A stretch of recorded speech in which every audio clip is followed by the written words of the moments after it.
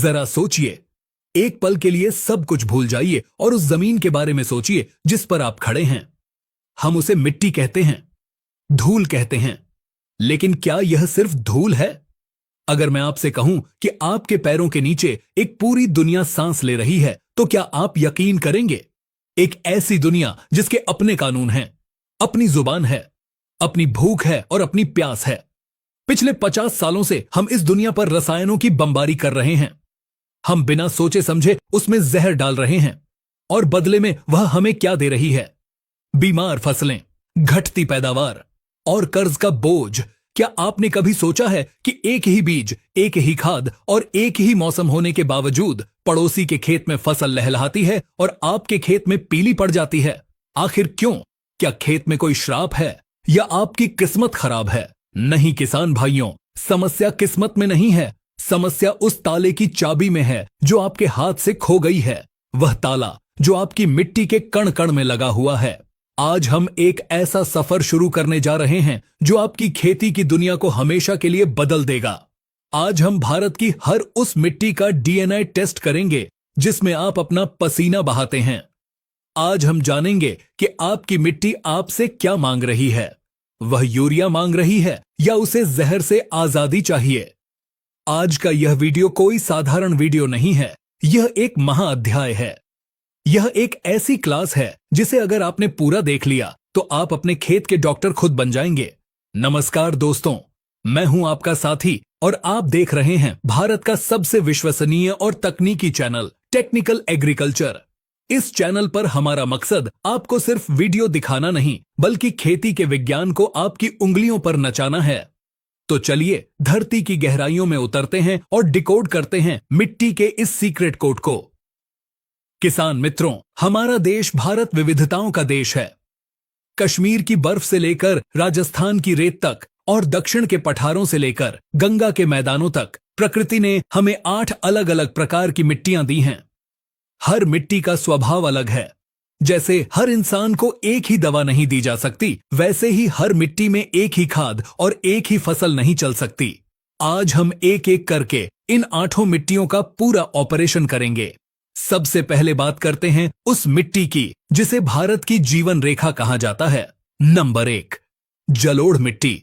इसे कछारी मिट्टी या दोमट मिट्टी भी कहा जाता है। यह भारत के सबसे बड़े हिस्से पर फैली हुई है। लगभग 45% जमीन पर यही मिट्टी है। पंजाब, हरियाणा, उत्तर प्रदेश, बिहार, पश्चिम बंगाल और असम के मैदानी इलाकों में यही मिट्टी पाई जाती है। यह मिट्टी नदियों द्वारा लाई गई गाद से बनी है।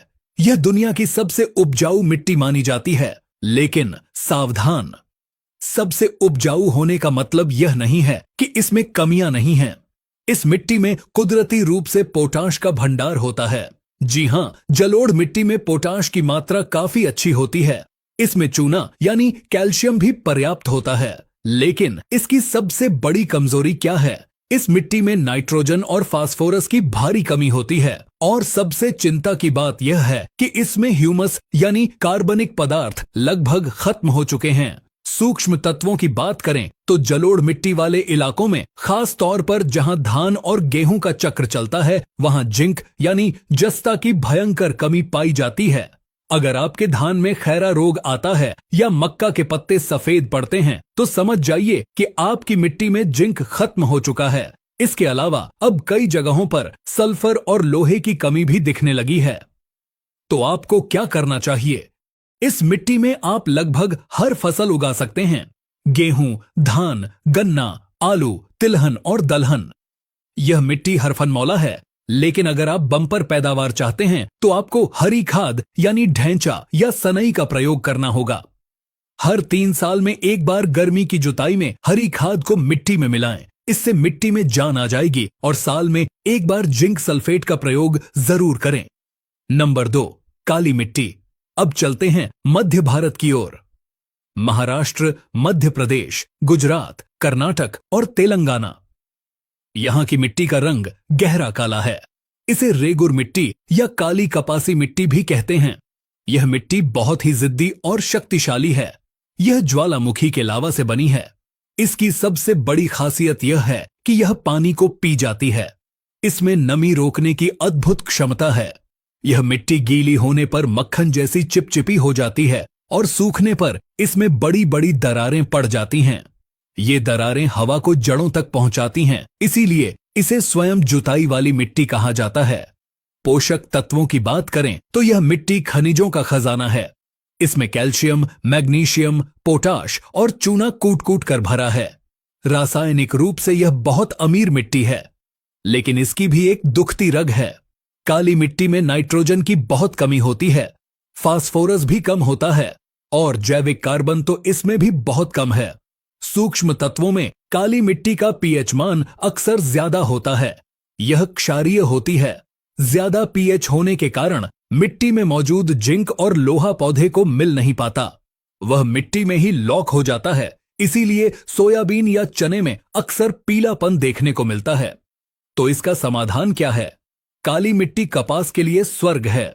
सोयाबीन, चना, अरहर और खट्टे फलों जैसे संतरा और नींबू के लिए यह बेहतरीन है। लेकिन याद रखें, इस मिट्टी में जल निकास का अच्छा इंतजाम होना चाहिए। अगर पानी भर गया तो फसल गल जाएगी। खाद प्रबंधन में आप डीएपी की जगह सिंगल सुपर फॉस्फेट का प्रयोग करें। सिंगल सुपर फॉस्फेट में सल्फर और कैल्शियम होता है, जो काली मिट्टी की संरचना को सुधारता है और तिलहनी फसलों में तेल की मात्रा बढ़ाता है। नंबर 3, लाल और पीली मिट्टी। अगर आप छत्तीसगढ़, झारखंड, उड़ीसा, तमिलनाडु या मध्य प्रदेश के पूर्वी हिस्से से हैं, तो आप इस मिट्टी को बखूबी जानते हैं। इस मिट्टी का लाल रंग लोहे के ऑक्साइड की वजह से होता है, बिल्कुल वैसे ही जैसे लोहे में जंग लगने पर वह लाल हो जाता है। जब यह मिट्टी गीली होती है तो यह पीली दिखाई देती है। यह मिट्टी बेचारी थोड़ी गरीब मानी जाती है। यह रव्वेदार चट्टानों के टूटने से बनी है। इसमें कंकड़ पत्थर ज्यादा होते हैं और यह पानी को रोक नहीं पाती। इस मिट्टी में कमियों की एक लंबी लिस्ट है। इसमें नाइट्रोजन कम है, फास्फोरस कम है, पोटाश भी कम है और सबसे बड़ी बात, इसमें चूना यानी कैल्शियम बिल्कुल नहीं होता। यह मिट्टी स्वभाव से अम्लीय होती है यानी खट्टी होती है। इसका पीएच मान 6.5 से कम होता है। खट्टी होने के कारण इसमें लोहे और एल्यूमिनियम की मात्रा इतनी बढ़ जाती है कि वह जड़ों के लिए जहर बन सकती है। सूक्ष्म तत्वों में लाल मिट्टी में मोलिब्डेनम और बोरॉन की कमी अक्सर पाई जाती है। अगर आपकी फूल गोभी सही नहीं बन रही या दलहनी फसलों में दाने खाली रह रहे हैं, तो यह मोलिब्डेनम की कमी है। तो इस मिट्टी में खेती कैसे करें? इस मिट्टी का सबसे सस्ता और पक्का इलाज है चूना। बुवाई से 15 दिन पहले खेत में बुझा हुआ चूना डालने से मिट्टी की खटास कम होती है और पैदावार बढ़ती है। यह मिट्टी मूंगफली के लिए बहुत अच्छी है। इसके अलावा मोटा अनाज जैसे ज्वार, बाजरा, रागी और मक्का इसमें अच्छा होता है। आलू और आम के बाग भी इसमें बहुत सफल हैं। लाल मिट्टी में डीएपी की जगह रॉक फॉस्फेट का प्रयोग ज्यादा फायदेमंद होता है, क्योंकि यह खट्टी मिट्टी में आसानी से घुल जाता है। नंबर 4, लैटेराइट मिट्टी। यह एक बहुत ही अजीब मिट्टी है।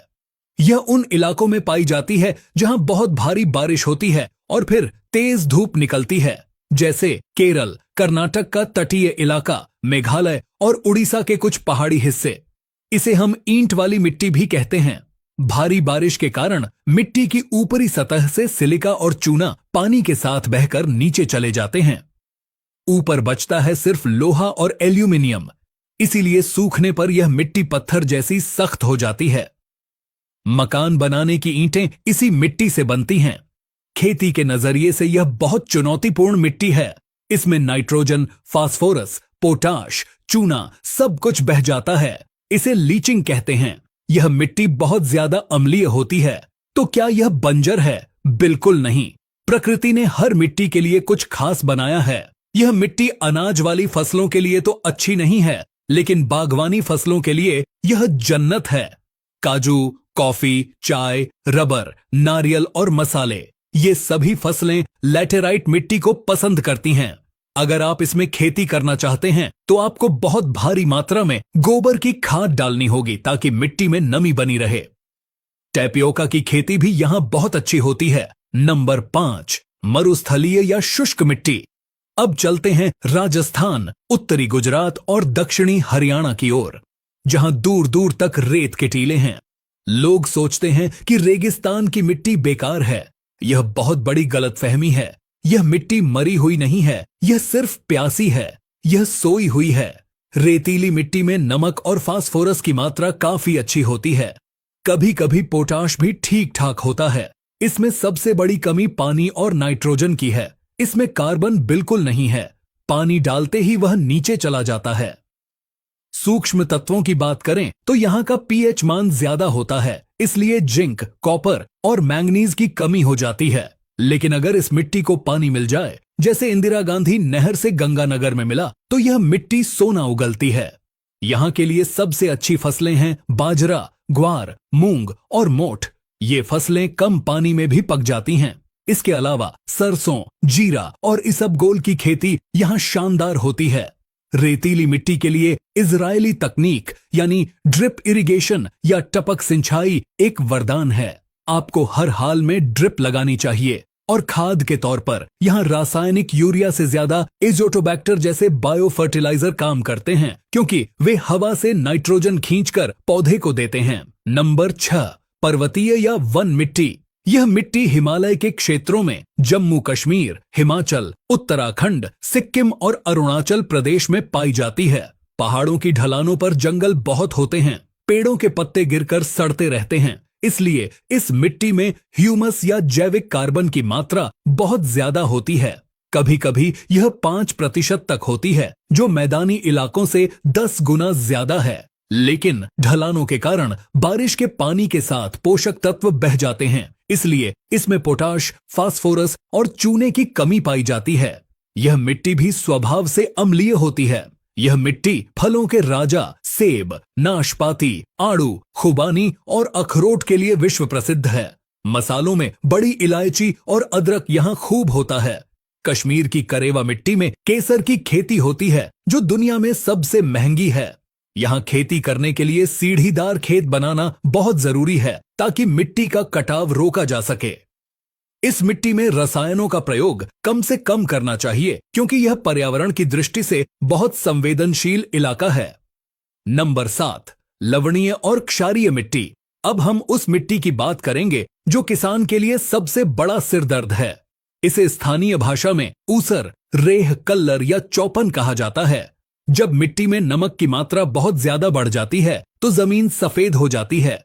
यह 2 तरह की होती है, एक लवणीय जिसे सफेद ऊसर कहते हैं और दूसरी क्षारीय जिसे काली ऊसर कहते हैं।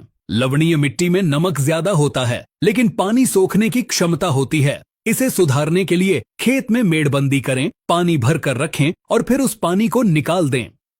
नमक पानी के साथ बह जाएगा, लेकिन क्षारीय मिट्टी यानी काली ऊसर बहुत खतरनाक है। इसमें सोडियम इतना ज्यादा होता है कि मिट्टी के छिद्र बंद हो जाते हैं। पानी घंटों तक खेत में खड़ा रहता है, नीचे नहीं जाता। हवा जड़ों तक नहीं पहुंच पाती। इस मिट्टी में नाइट्रोजन और जिंक की बहुत भारी कमी होती है। इस मिट्टी का एकमात्र पक्का इलाज है जिप्सम। मिट्टी की जांच करवाएं और सही मात्रा में जिप्सम डालें। जिप्सम मिट्टी के कणों को खोल देता है। इसके बाद ढैंचा की हरी खाद लगाएं। ढैंचा का रस मिट्टी के खारेपन को काटता है। फसल के तौर पर इस मिट्टी में आप धान, जौ, बरसी, सरसों और पालक लगा सकते हैं। दाल वाली फसलें जैसे चना और मटर इस मिट्टी में बिल्कुल न लगाएं। नंबर 8, दलदली या पीट मिट्टी। यह मिट्टी उन इलाकों में पाई जाती है जहां जमीन हमेशा पानी में डूबी रहती है, जैसे केरल के कुछ जिले, उड़ीसा और पश्चिम बंगाल के सुंदरवन का इलाका। पानी में डूबे रहने के कारण यहां वनस्पति सड़ती रहती है, लेकिन पूरी तरह नहीं गल पाती। इसलिए इसमें कार्बनिक पदार्थ बहुत ज्यादा होते हैं, कभी कभी 40 से 50% तक। यह मिट्टी भारी होती है, काली होती है और बहुत ज्यादा अम्लीय होती है। यहां खेती करना मुश्किल है, लेकिन जल प्रबंधन करके यहां धान की विशिष्ट किस्में उगाई जाती हैं। तो किसान साथियों, यह था भारत की 8 प्रकार की मिट्टियों का पूरा विश्लेषण। हमने देखा कि जलोढ़ मिट्टी को जिंक चाहिए, काली मिट्टी को सल्फर चाहिए, लाल मिट्टी को चूना चाहिए और रेगिस्तानी मिट्टी को पानी और जैविक खाद चाहिए। खेती कोई जुआ नहीं है, यह शुद्ध विज्ञान है। जिस दिन आप अपनी मिट्टी के स्वभाव को समझ लेंगे, उस दिन से आपकी लागत आधी हो जाएगी और मुनाफा 2 गुना हो जाएगा। लेकिन ठहरिए, यह सफर अभी खत्म नहीं हुआ है। यह तो सिर्फ शुरुआत है। अभी हमने सिर्फ मिट्टी के प्रकार जाने हैं। लेकिन क्या आप जानते हैं कि मिट्टी की जांच रिपोर्ट को खुद कैसे पढ़ा जाता है? लैब की रिपोर्ट में लिखे उन नंबरों का असली मतलब क्या है? क्या आप जानते हैं कि कौन सी खाद को किसके साथ मिलाना जहर बन जाता है? जैसे जिंक और डीएपी को मिलाने की गलती हम क्यों करते हैं? क्या आप जानना चाहते हैं कि अगर आपका खेत बंजर हो चुका है तो उसे 3 साल में दोबारा उपजाऊ कैसे बनाया जा सकता है? और सबसे बड़ी बात, भविष्य की तकनीक हाइड्रोपोनिक्स यानी बिना मिट्टी की खेती और एरोपोनिक्स के बारे में सच्चाई क्या है?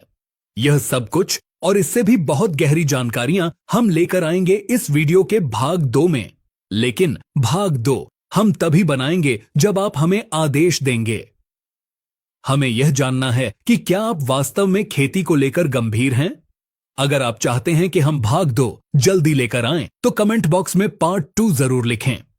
हमें कम से कम 2000 कमेंट्स चाहिए। अगर इतने किसान भाई जागृत हैं, तो हम वादा करते हैं कि अगला वीडियो इससे भी ज्यादा धमाकेदार होगा। नीचे कमेंट बॉक्स में जाइए और लिखिए पार्ट 2। साथ में यह भी लिखिए कि आप भारत के किस राज्य से यह वीडियो देख रहे हैं और वहां की मिट्टी कैसी है। हमें यह जानकर बहुत खुशी होगी कि हमारा परिवार कहां कहां तक फैला है। जाते जाते इस वीडियो को अपने हर उस व्हाट्सएप ग्रुप में शेयर करें जहां किसान जुड़े हैं। आपका एक शेयर किसी किसान भाई की पूरी फसल बर्बाद होने से बचा सकता है। ज्ञान बांटने से बढ़ता है। लाइक का बटन दबाएं ताकि YouTube को पता चले कि भारत का किसान अब स्मार्ट हो रहा है। और अगर अभी तक सब्सक्राइब नहीं किया है तो टेक्निकल एग्रीकल्चर परिवार का हिस्सा बने। घंटी का बटन जरूर दबाएं ताकि अगला वीडियो आते ही आपको पता चल जाए। मैं आपका साथी आपसे विदा लेता हूं, बस इस वादे के साथ कि बहुत जल्द मिलूंगा एक नई ऊर्जा और नई जानकारी के साथ। तब तक अपनी मिट्टी की सेवा करें, क्योंकि मिट्टी ही जीवन है। धन्यवाद। जय जवान, जय किसान।